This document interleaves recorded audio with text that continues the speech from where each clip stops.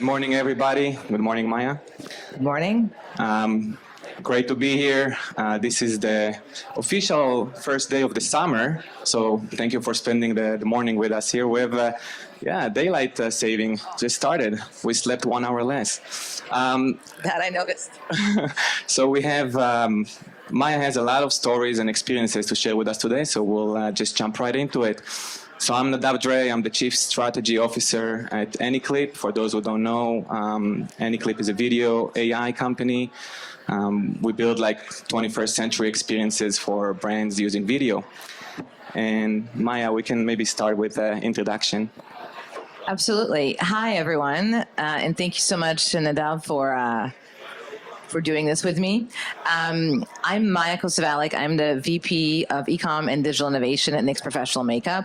I have had the pleasure of working with the L'Oreal Group for almost 19 years now, and the chance to work with in some of the biggest global beauty markets in the world, as well as with some of our biggest brands. And today I get to have a very fun job of thinking about how to leverage technology and innovative thinking to drive bigger impact from our marketing initiatives like building brand awareness, deepening brand engagement, driving conversion, and ultimately building brand love. Perfect. Okay, we're going to start from the very top here, and we are on the innovation topic. So from your lens, Maya, what is innovation?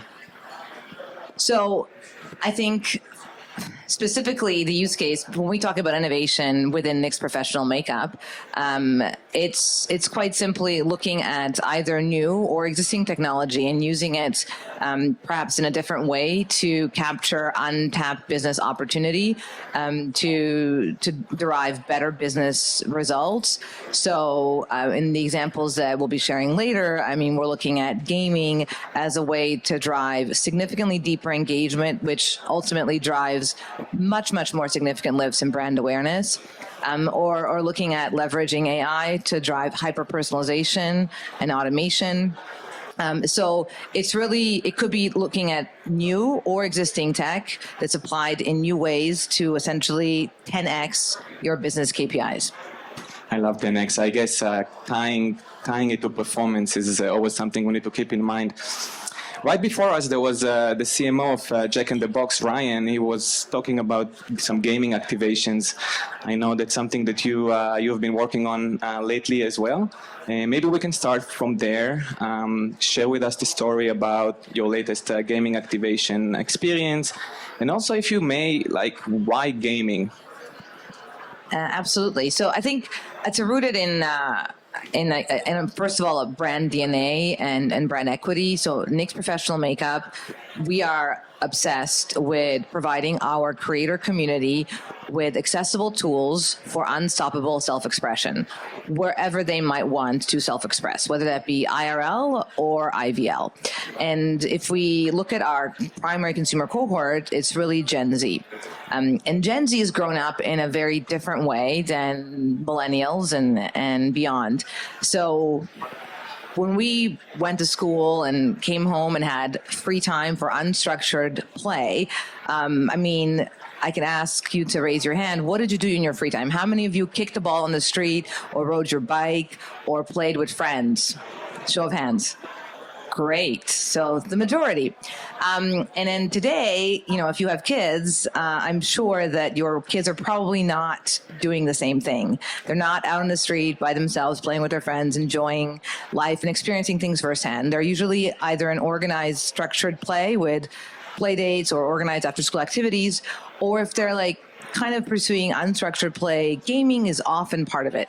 And gaming is no longer like a one-way experience. It's often a very social experience. And so we have lots of Gen Zers that are well in their 20s in our office who grew up playing Roblox, for example, and who continue to play Roblox on FaceTime with their friends who live on the other side of the country. And this is their form of real-time socialization while also engaged in deep play. And so if we think about Gen Z as our primary cohort, gaming makes sense because that's a platform there already are. And then gaming for this younger generation is also a place where self-expression is important, because if you're spending the majority of your time engaging with your friends on digital platforms, whether that be, Meta for us millennials, or Snap for Gen Zers, or Roblox, identity plays a part. And on Roblox, my nephews, their favorite Christmas gift is Roblox gift cards, because they want to customize their avatar. It matters how they show up. And so self-expression plays a big role within gaming. Our consumers are in gaming because we over-index in Gen Z. Cosplay has always been tied to gaming, but beyond cosplay, now there is a much bigger ecosystem of desire to self-express in digital spaces, or while playing a game. And so it was a natural extension of our mission of providing our creator community with accessible tools for self-expression. We just continue to do that also on digital platforms like Roblox.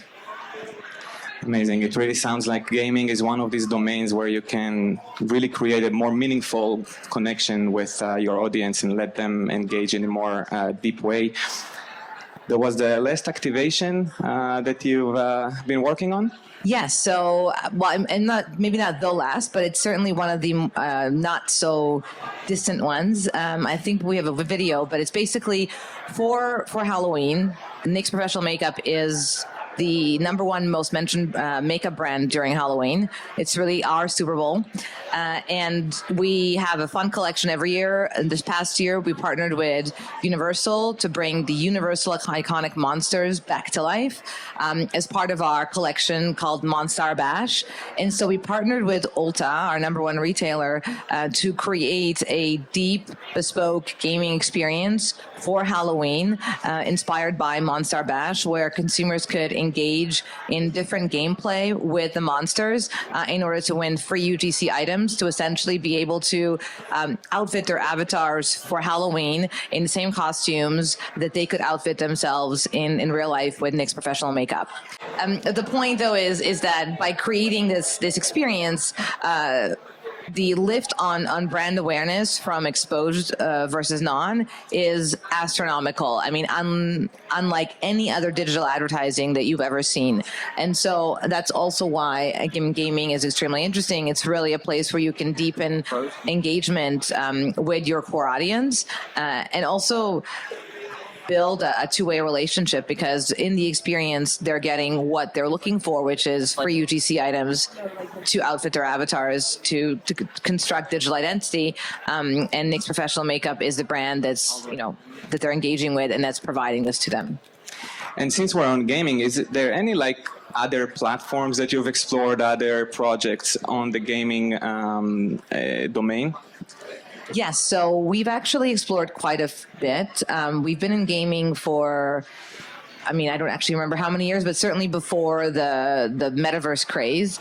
And we look at gaming from a broad lens, because you have gaming in-game activation. You also have gaming communities and game creators, as well as gamers who create content of them playing games that create pretty rich content and often involves makeup and get ready with me. And then you have people that engage with the streamers that are streaming gaming content. So there's multiple ways of engaging with people interested in gaming, not just through in-game integration. And we have been working with this community for a really long time, primarily from the community and creator lens. And then a few years ago, I think it was for 2022 Pride, we partnered with the people of Crypto Lab and the Sandbox to create a safe space in the Sandbox, which is a Web3 metaverse platform, a safe space for the LGBTQI+ community to celebrate Pride. And it was during a time when we were coming out of COVID. It was the first time we could celebrate Pride in person, but it was also a moment when this community was was at the center of some significant cultural tensions in our country. And so we created this game space called the Valley of Belonging with the people of Crypto Lab to allow people to celebrate Pride at full volume in a safe environment. And also launch a collection of NFTs that represented the global majority, because gaming has notoriously been not incredibly diverse. And so this was the most diverse collection of avatars ever launched, representing 84.3% of the global majority, and launched during the crypto winter and sold out. So it really resonated with the community. And it was really a community-driven activation in the sandbox, and it was right for the moment. And that being said, I think every platform has different things to offer to brands, and the sandbox in that particular moment was a great place to activate specific communities and to provide support for specific communities.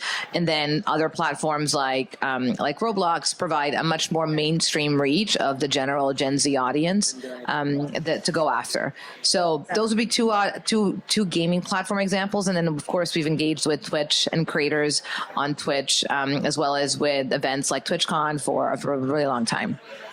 Very impressive. So we're looking now, we've been exploring the gaming space quite a bit now, looking even beyond to some experiences where consumers start having more, maybe even a physical interaction with the product.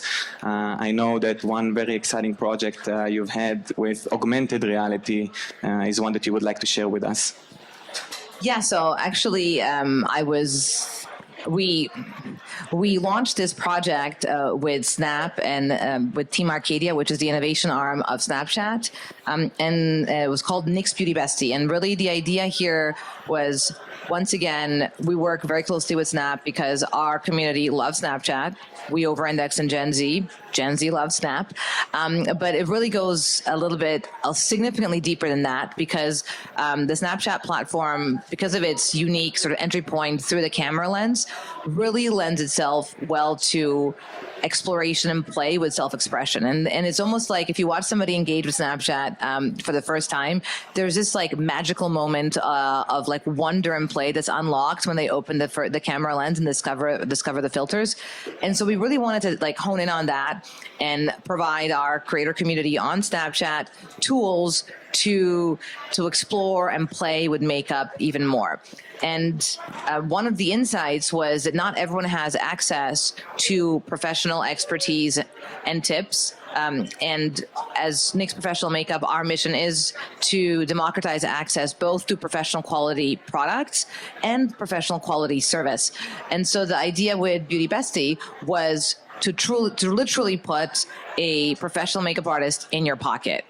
Hence, My Beauty Bestie was launched, and it's a fun AR lens that allows you to explore various products from NYX Professional Makeup, looks that are inspired by our professional artists that are recreated in AR, that allow you to try on different products. And then the more you use the tool, the more it gets to know you. And the intention is that the recommendations are truly personal.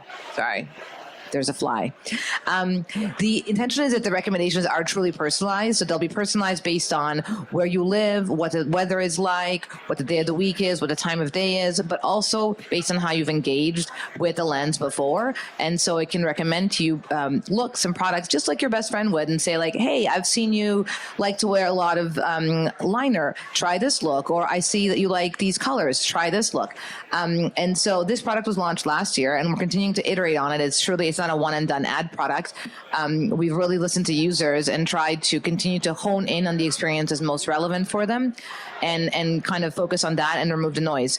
So I don't know if you caught it. I know the volume was a bit low on the speaking in the beginning, but there's, as an entry point, there's a quiz. You answer a quick quiz about what you like, and then that's the beginning of like your personalization journey. And then the more you use a tool, the more personalized it gets, and the more fun it gets. And then if you find looks you like, you can save them, you can share them, and you can always refer back when you're looking for that inspiration for your night out or your next vacation or next business meeting. Beauty Bessie's got your back.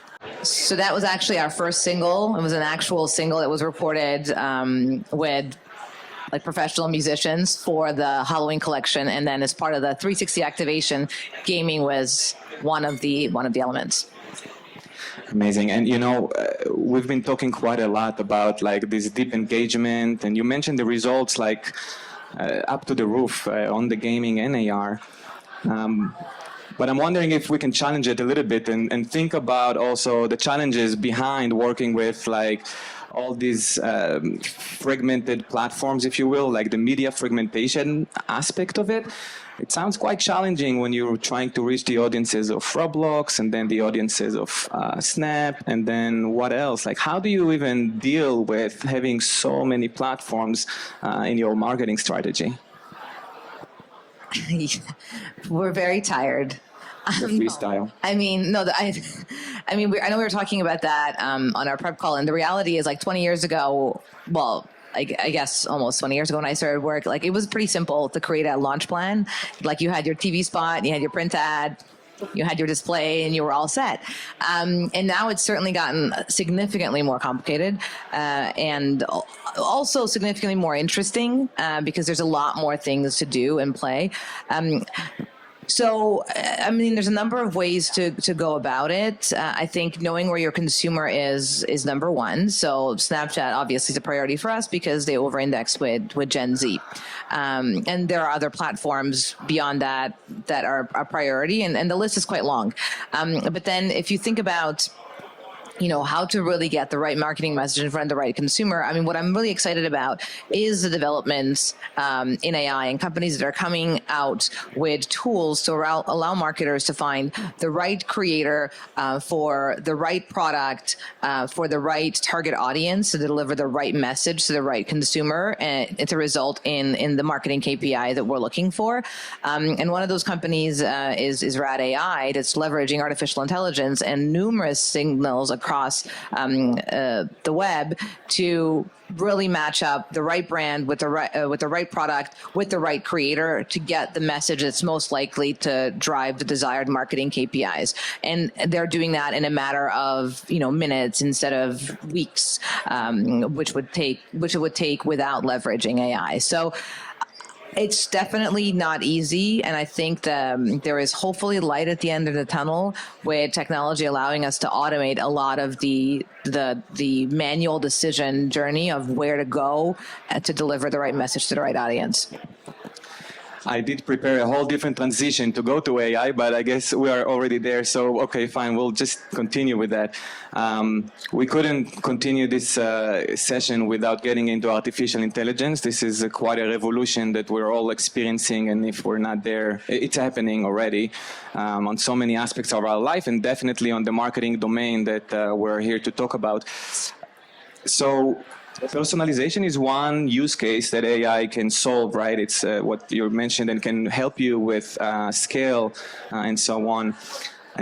What other use cases do you see right now when you think about your overall challenges as a marketer of a global brand? What other use cases do you see that AI can kind of help you solve or create maybe better efficiencies on?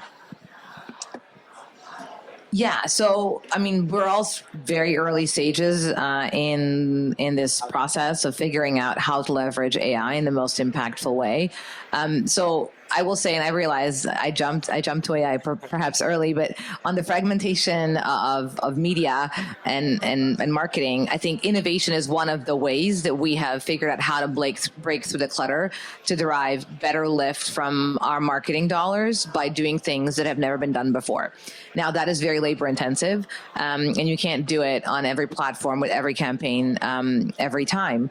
And so I think where AI makes things interesting, yes, personalization is definitely the first use case and something that we are already looking at, how to leverage AI to drive better personalization, whether it's through product recommendations on site or through look recommendations on Beauty Bestie. But beyond that, I think also within the marketing mix, it's quite powerful to be able to leverage AI to help inform the marketing strategy and knowing which platform to go to, how much money to invest, who the right creators are for the right message to drive the right marketing, KPIs. I think all of that could be very interesting. And then, of course, I mean, there's a lot of use cases on generative AI and creative implications, at least in the ideation process, because as a beauty brand, we would never put out generated Gen AI models. But I think in terms of like ideation, getting to the right idea, there's a lot of opportunity for gaining automation and speed in the marketing process for things that are today done manually, whether it be research, measurement, audience segmentation, audience targeting, or finding the right creators to partner with. All of that will be helped and sped up by AI. I'm so intrigued, but I got the 5-minute remark here, so I'm gonna open this to the floor. Thank you, Maya. This, the list goes on all these use cases. We can continue this for a long time. I want to open it to the floor. Anyone has any question for Maya? That's quite a good time. I feel like there's like the adage, right, which is like when you want to expand into new platforms, you like hire the intern and you're like, great, your summer project is our Snapchat strategy or whatever. So I'm curious, as you're building out your team, like what skills you're looking for? How are you thinking about the intersection of like who you hire and how you kind of stay ahead of the curve? So I would say first, innovation is not something that we outsource to interns, on my team at least. I've started working at L'Oreal straight out of university, so we do tend to hire quite young. We have a lot of interns, and at that point, I mean, what I'm looking for primarily is obviously, ability to deliver results and like work in an environment that's deadline driven, et cetera, et cetera. But it's curiosity, passion for our industry, and curiosity. Just general curiosity, because there is nothing that I do today that I learned in school. There's nothing that my team does today that they really went to school for. It's all been learned through the process of doing. I mean, that Roblox game we shared, we actually worked on that with an engineer, with the Ulta engineering team. We didn't work with an agency to develop the game. We developed it ourselves. So we had to learn how to build sticky game loops, which was an interesting experience. So I think looking for that kind of interest and curiosity for people to like that are self-starters that are going to upskill themselves as things change and evolve within the marketing space is what I think is most important to me beyond like the traditional sort of credentials. There's a lot of talks, actually, speaking of hiring talent, there's a lot of talks about how AI is going to replace labor as one that we have to put out there. Or in general, like a lot of other threats that kind of like floating above us when we think about AI. So on a macro level, from your lens, how do you see this threat? Is it coming, not coming? What do you think about it? I mean, I can only answer this question from my personal lens. So I have two opinions on this topic. Well, there's two things I'll say. One is, in terms of threat of replacing jobs, I mean, I think I personally have always sort of leaned into innovation and tried to be maybe not like the first adopter, but like the fast follow, if you will, and be curious and learn. And I look at myself as someone as a lifelong learner. And so I think I welcome innovation because it allows us to shake things up, do things differently, and there's opportunity for people that are interested and willing to learn and grow to accelerate their careers and get ahead. So I think look at innovation as an opportunity, not a threat, personally. And I think the second thing is there is definitely a lot of fear around what AI will do. And no doubt, I mean, there are definitely some pretty doomsday scenarios, but at the end of the day, technology is not bad. It's our job to make sure that technology is being put to good use and not bad use, I think, as a society. And so if I think about AI, for example, Beauty Bestie, the recruitment process. Leveraging AI and beauty as a tool for good can be great because you can build self-esteem, you can build self-identity and sense of belonging, which is one of the most fundamental needs that human beings have, because self-identity, self-esteem are linked to sense of belonging, or a sense of belonging is derived by being able to belong through a community, and often identity is linked to community building. So it can be